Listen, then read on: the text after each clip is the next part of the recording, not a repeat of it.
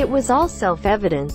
In the wake of the lethal crash of a Tesla running in autopilot mode, the media made an undeniable inquiry: would Tesla debilitate autopilot? The appropriate response from CEO Elon Musk was similarly self-evident. Autopilot remains dynamic.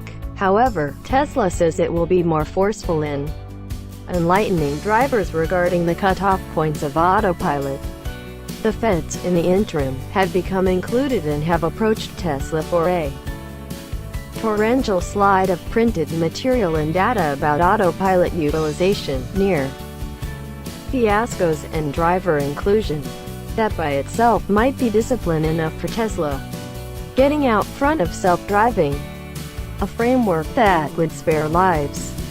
This week, Elon Musk told the Wall Street Journal, many individuals don't comprehend what autopilot is and how you turn it on, adding Tesla put up autopilot for sale to the public, and plans to keep it accessible, on the grounds that we knew we had a framework that on a just would spare lives. Tesla designs a blog entry, one of the organization's methods for staying in contact with proprietors, additionally clarifying the subtleties of autopilot and what it may or may not be able to experiences on Tesla blog. In the meantime, on the Tesla blog, Tesla gave some more knowledge into autopilot.